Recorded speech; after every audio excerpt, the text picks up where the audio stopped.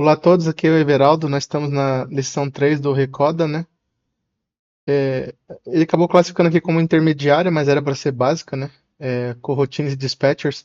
Porque o assunto ficou muito complicado, aí eu pedi para ele aumentar a aula de 15 minutos. Falei para ele, gasta mais tempo, falando 25.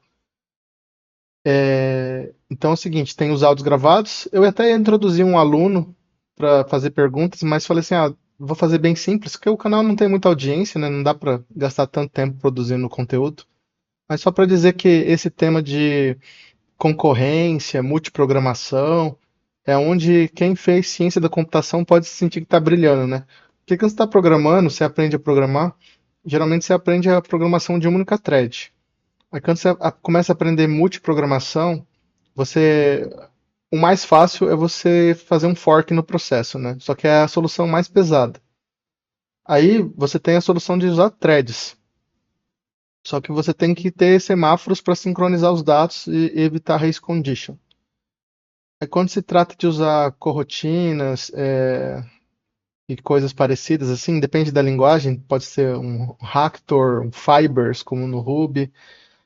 Programação assíncrona em si, né, em coroutinas, começa a ficar mais complicado, porque você tem que saber que cada linguagem tem um esquema, né, próprio.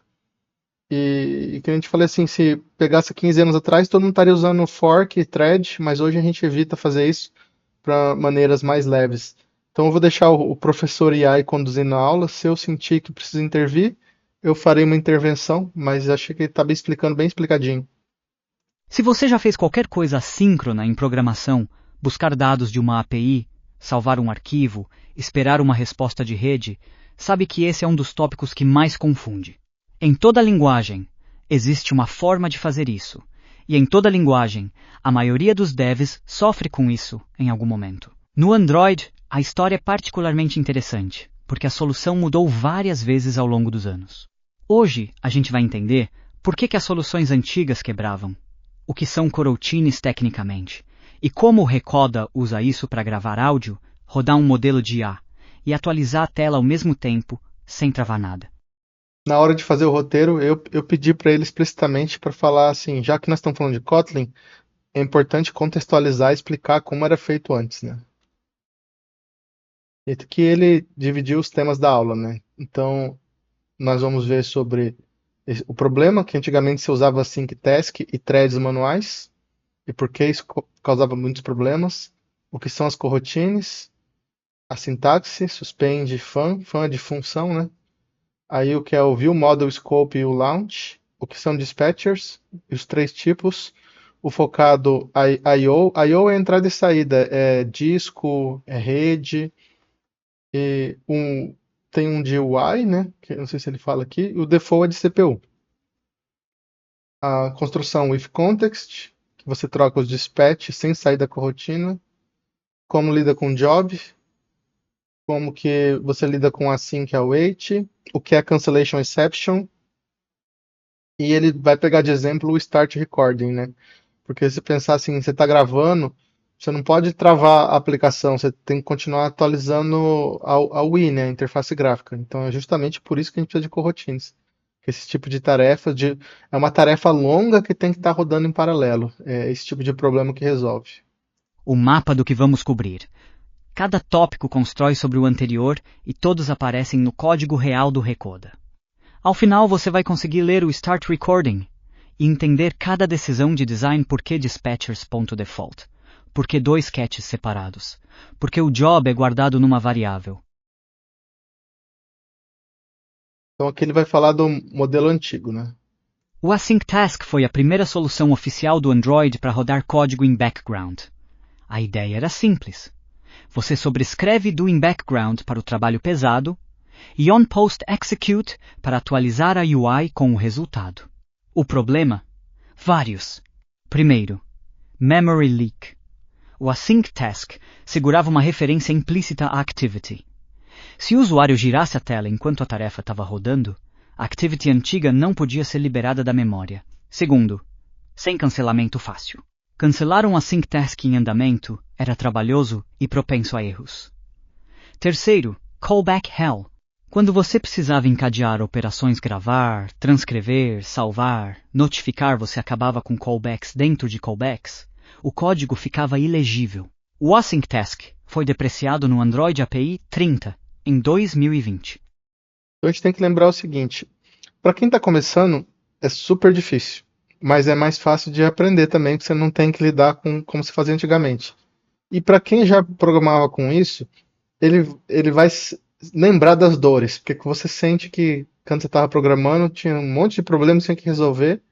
Então é mais fácil para aprender uma coisa nova, mas você tem que largar a sintaxe antiga, né? Então tem esse trabalho a mais de você reaprender, mas pelo menos você não vai sentir mais as dores anteriores.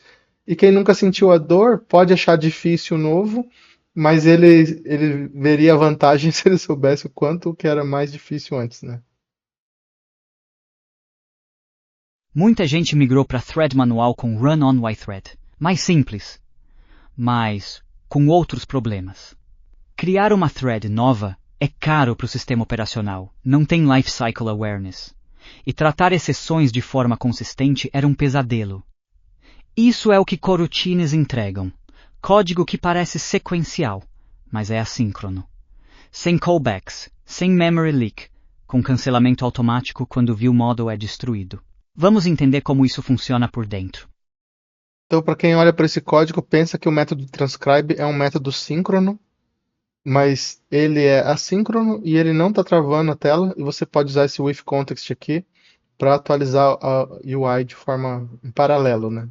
Basicamente a gente fala no jargão popular que estamos programando em paralelo. Tem duas tarefas executando ao mesmo tempo. Como eu falei, você vai estar acessando o disco, escrevendo um arquivo, lendo alguma coisa da rede.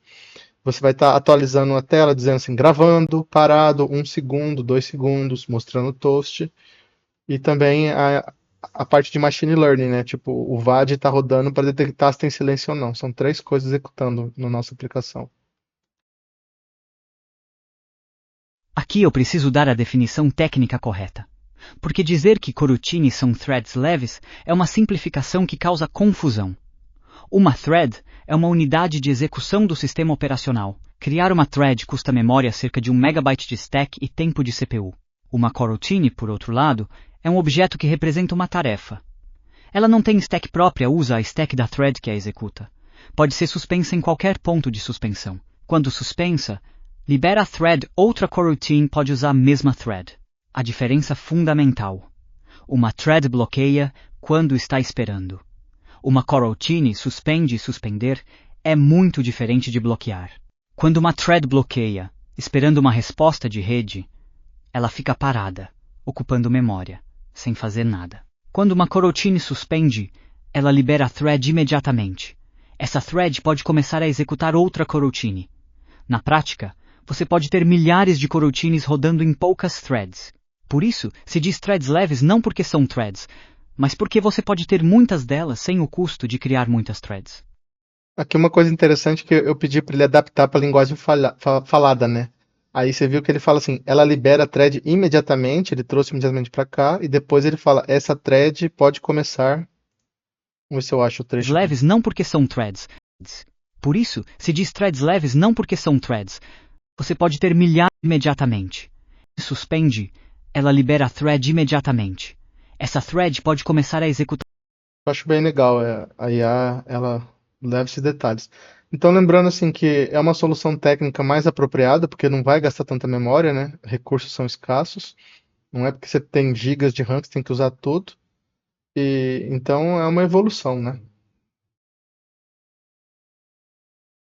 Suspend é uma palavra-chave do Kotlin, que marca uma função como suspendível.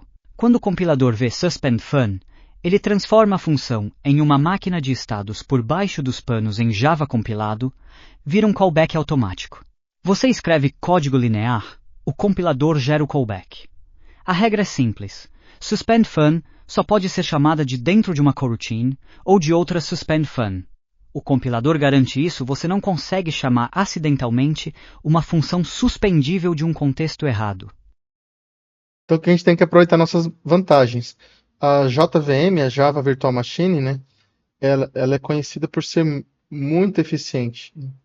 E então quando você vai compilar, apesar que provavelmente ele compila para uma máquina virtual do modelo do Android, mas o Java é um passo intermediário, né? Então ele se aproveita que a linguagem é compilada para criar esse tipo de otimização, onde você pode escrever um código que é simples de escrever, mas por baixo dos panos ele converte ele com as callbacks, né? Que para tornar eficiente assim.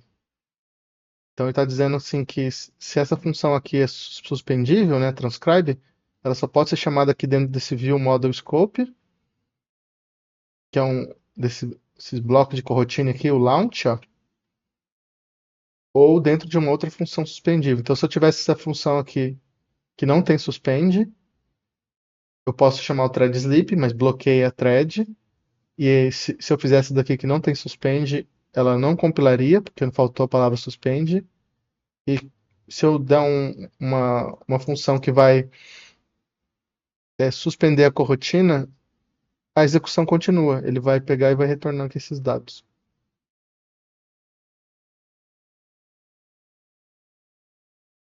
ViewModelScope é um coroutine scope que o Android cria automaticamente para cada ViewModel. Ele tem uma propriedade fundamental. Quando o ViewModel é destruído porque o usuário fechou o app ou saiu da tela definitivamente, todas as coroutines desse scope são canceladas automaticamente. Isso resolve o problema de memory leak do async task. Você não precisa se preocupar em cancelar manualmente cada operação. O escopo cuida disso. Launch é o construtor de coroutines mais comum. Ele inicia uma coroutine e retorna um job. A gente vai falar sobre job daqui a pouco. A coroutine roda de forma independente. Launch não suspende quem chamou. Isso aqui que é bem legal, né? Ele está dizendo que cada ViewModel, essa classe Recorder ViewModel herda de Android ViewModel, ela vai ganhar um ViewModel Scope. Vem da herança. Aí ele tem esse método launch que vai poder usar. Tem a parte do dispatcher aqui e a corotina, que vai ser automaticamente, você vai chamar e você pode alternar e ela vai fechar, não vai vazar memória nem nada, né? Aí está explicando aqui um fluxo, o ViewModelScope chama o launch, que aí vai rodar os códigos assíncronos, e essa linha aqui que vem depois vai executar antes da coroutine terminar, né? A escolha do dispatcher é uma decisão de arquitetura que afeta a performance do app. Dispatchers.main é a thread principal da UI, single-threaded. Use para atualizar compose, mostrar toast, qualquer interação com view. Não use para I. Ou CPU intensivo vai travar a tela. Dispatchers.io é um pool de threads otimizado para I/O, com até 64 threads por padrão. Use para ler e gravar arquivo, chamadas de rede, banco de dados. No Recoda. Salvar segmento Wave, baixar modelo, transcrição Whisper. Dispatchers.default é um pool de threads para CPU, uma thread por núcleo do processador. Use para processamento intensivo, algoritmos, parsing. No Recoda. VAD com Cilero, processamento de janelas de áudio, Audio Record.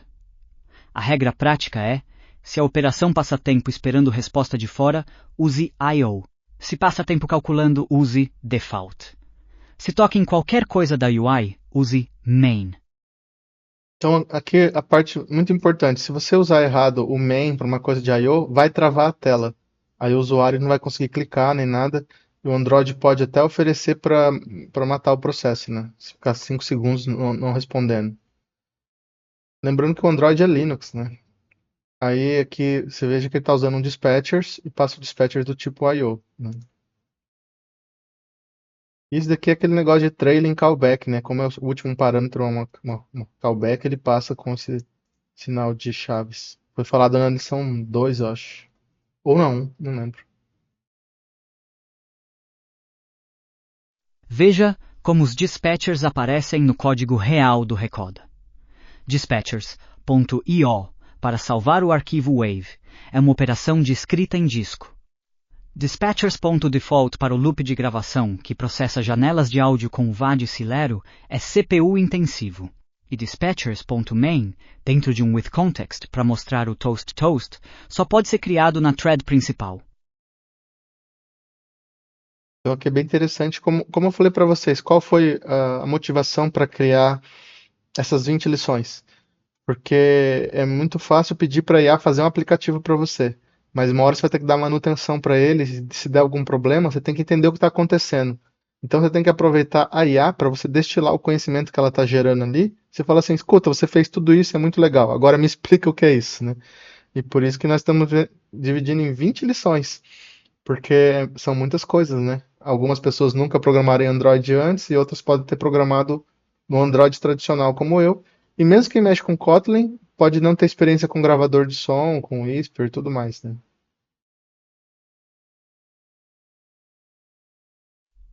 With context é a forma de mudar de dispatcher sem sair da coroutine. Ele suspende a coroutine, executa o bloco no novo dispatcher, e quando o bloco termina, retoma a coroutine no dispatcher original. É como dizer, por essa parte específica do código, quero estar na thread UI, depois volto para onde estava. No Recoda, isso aparece toda vez que precisamos mostrar um toast. Toast só pode ser criado na thread principal, mas a transcrição roda em IO, with context, com dispatchers.main, faz essa ponte de forma limpa, sem callbacks, sem run on UI thread. Então aqui está mostrando que o código fica muito limpo de escrever, né? Ele parece sequencial. Ele vai estar executando em paralelo, de forma eficiente, segura, sem vazamento de memória. Mas você escreve ali ele como se fosse sequencial. Está dizendo assim, ó, eu vou transcrever um áudio. Então o que é transcrever? Eu vou pegar um arquivo, aí vou mandar lá para a rede, que é um dispatch de I/O, e vou informar para o usuário que eu estou começando e estou terminando. Então ele pega e fala para o usuário que ele está começando, chama esse with context, passa o dispatcher main, faz o serviço dele, que é I/O, e depois volta para a tela dizendo que terminou. Então fica muito mais fácil. O conceito é mais complicado, mas depois que você aplica ele, fica bem mais simples. Launch retorna um job, um objeto que representa a coroutine em andamento. Com ele, você pode cancelar a coroutine, aguardar ela terminar, ou checar se ainda está rodando. No Recoda, o recording job é guardado para poder cancelar a gravação quando o usuário apertar parar. Sem guardar o job, não haveria como interromper o loop de áudio. Um detalhe importante. Cancel não mata a coroutine instantaneamente. Ele sinaliza que a coroutine deve ser cancelada. A coroutine só é realmente cancelada no próximo ponto de suspensão quando ela chamar delay with context ou qualquer outra função suspend. Se uma coroutine não tiver pontos de suspensão, ela não pode ser cancelada externamente. Então, esse é um modelo de multiprogramação onde o que importa aqui é o ponto de suspensão, que a gente está falando, quando ela acaba ou chega nesses pontos assim.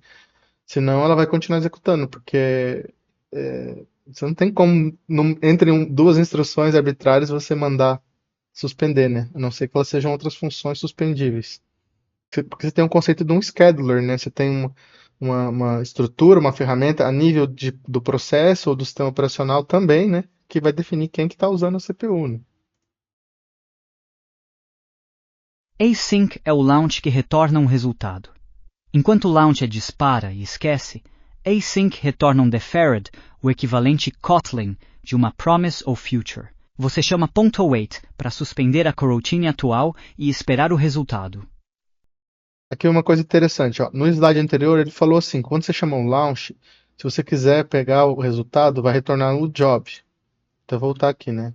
Ele chamou o launch e guardou na variável job, que aí você pode controlar ele, né? Dizer para terminar e tal. Aqui, ele está dizendo assim, ele está falando de outro método, ó. Tem o método launch, que quando você não pega o job, é um fire and forget. Mas aí ele está falando que além do launch, tem esse outro método que chama async. Vou até repetir aqui. Async é o launch que retorna um resultado. Enquanto o launch é dispara e esquece, async retorna um deferred, o equivalente Kotlin de uma promise ou future. Você chama .await para suspender a coroutine atual e esperar o resultado. A combinação async mais await é onde o paralelismo real aparece. No exemplo, transcription e summary começam a rodar ao mesmo tempo, cada uma em sua própria coroutine. O await espera cada uma terminar. O tempo total é o da operação mais lenta, não a soma das duas. O Recoda não usa async ainda, mas à medida que o app crescer, transcrever múltiplos segmentos ao mesmo tempo, por exemplo, a sync mais await, é a ferramenta certa. Bom, aqui ele criou um exemplo hipotético, né? Isso não está na aplicação ainda.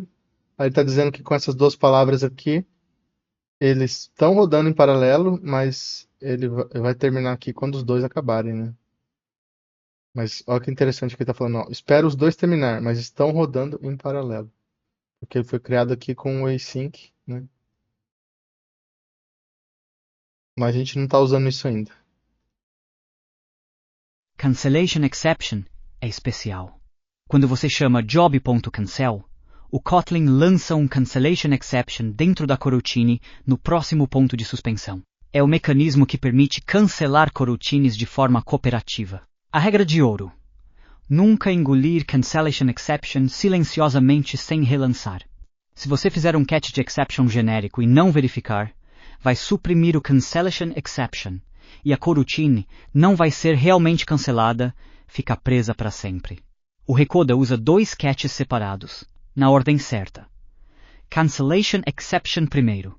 Captura a parada intencional pelo stop recording e não faz nada. Qualquer outro erro real vai para o segundo catch, que registra no estado e a UI pode mostrar.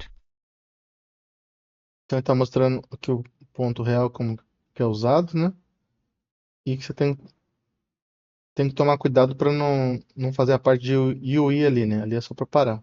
Então esse é o jeito que você lida para dizer, ó, pare o processamento, né? Aí que ele vai analisar o método start recording. Agora vamos ler o Start Recording completo. O coração do Recoda. Essa função concentra tudo o que vimos nessa lição. Guard clause com operador de safe call, view model scope com dispatchers.default, coleta de flow, inferência VAD, atualização de estado thread safe e dois catches separados para cancellation exception e erros reais. Ele está dizendo o seguinte, ó, quando eu aperto o botão lá, começar a gravar, está dizendo que tem um guard clause. Se eu não tiver uma sessão criada, ou se já estiver gravando, ele não vai fazer nada, ele sai do método, né? Aí ele vai resetar a state machine, o VAD, que é o mecanismo que detecta o silêncio ou não, né? Que realmente faz a gravação em si. Aí ele vai atualizar a tela, que ele vai dizer para a tela que está gravando, que é esse UI state, aquela variável data class, né? E vai dizer que não tem nenhum erros e não tem nenhum segmento, porque ele começou a gravar agora. Aí ele vai fazer um launch, vai retornar esse job no dispatchers default, porque não é de I/O, aqui está falando que pelo menos nesse momento não é, e nem de UI, né? Aí ele vai pegar o gravador, ele vai chamar essas janelas de áudio aqui, e para cada uma delas ele vai chamar, isso daqui é um processo async, tá? Ele vai chamar o processamento do VAD para pegar o valor se está falando ou não, né? Qual que é a probabilidade de silêncio ou voz. Aí ele atualiza aqui essa state machine. Porque a probabilidade, tipo, imagina assim, é 0,3, 0,5, 0,7. A state machine vai dizer assim, se é abaixo de 0,7 é silêncio, se é acima é voz. Aí atualiza a tela. Ele vai passar aqui a atualização. E ele tem o cancellation aqui, né? Se tem mais código escondido, eu não sei. Mas aí quando para, dá um erro, ele diz que parou de gravar, né? Mas aqui, eu não sei se tem um código aqui, é só um comentário vazio. Mas é como ele está lidando com a rotina. Aqui acho que ele vai dar uma revisão, acho. Vamos destacar as decisões de design do Start Recording. Primeiro, o guard clause duplo. Não grava se não há sessão ativa e não grava se já está gravando. O recording job com o operador de safe call verifica se o job está ativo. Se for no, retorna false. Segundo, dispatchers.default. Porque o loop processa amostras de áudio com o Celero VAD, que é a operação CPU intensiva. Terceiro, Audio Windows retorna um flow de short array, uma sequência assíncrona de janelas de áudio. O collect fica em loop infinito, suspendendo entre cada janela. Quarto, estamos em dispatchers.default, uma thread de CPU, não na thread de UI. mas chamamos uState.update diretamente. Isso funciona porque stateflow.update é thread safe por design. O Compose vai pegar o novo estado na thread certa quando recompor. Interessante, isso eu tinha ficado na dúvida, né? 3 features do Kotlin apareceram com destaque nessa lição. Primeira, Suspend Fun. Marca uma função como suspendível. O compilador a transforma numa máquina de estados. Só pode ser chamada de dentro de uma coroutine ou outra suspend fun. É uma garantia de tempo de compilação nenhum comportamento especial em runtime. Segunda, o operador ponto de interrogação, o safe call operator. Acessa o membro só se o objeto não for no. Se o job for no, não chama cancel sem no pointer exception. Equivale a um if com verificação de nulo, mas mais expressivo. Terceira, o underscore como nome de variável num catch. Significa não me importo com o valor da exceção. Kotlin permite o underscore em qualquer lugar onde um nome é esperado mas não usado. Lambdas, destructuring, parâmetros de catch. Indica a intenção explícita de ignorar. Achei bem legal, né? É só um parênteses, né? Esse áudio é gerado com o Clone Sua Voz SDK, que é um software que eu fiz, que a principal engine dele é do Minimax. Eu pretendo atualizar inserindo a do Grok e a nova do OpenAI, mas ainda não fiz. É um software que também está à venda, ele tem um preço diferenciado, né? Mas ele ainda não está 100% terminado, por isso que eu não anuncio muito. Deve ter ficado talvez uns.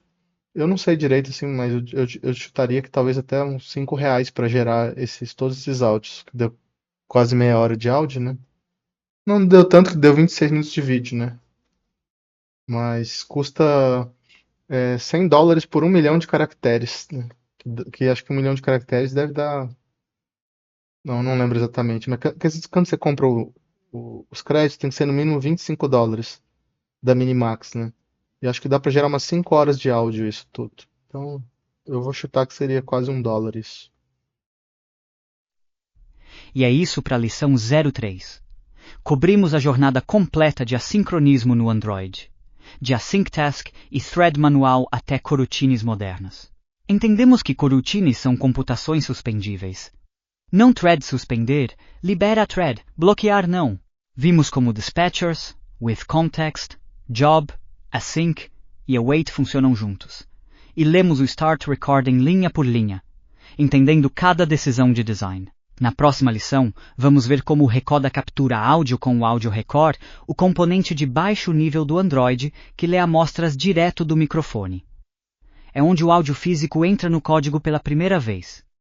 Bacana, ele já até introduziu a próxima, porque eu ia pedir para ele recapitular as duas anteriores e a próxima acho que eu esqueci de pedir. Então, assim, como eu falei, esse aqui é um tema mais complicado.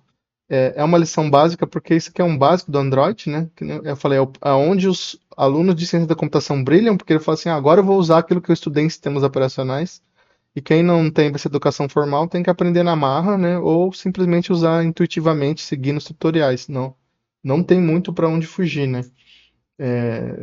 Programação é assim, quando você está lá na escola no básico, a maior parte das vezes os programas são single threads. Mas no mundo real é isso. Você tem as operações I/O bound, CPU bound, que aí vai na rede, vai ler no disco, atualizar a interface gráfica e não tem outro jeito de fazer, é desse jeito mesmo. Eu espero que tenham gostado, foi feito com muito carinho. Curtam, compartilhem, se inscrevam no canal, vejam vídeos anteriores e o que mais interessar, o canal já está com uns 300, acho que 340 vídeos, né? Então é isso aí, aproveitem. Um bom final de semana.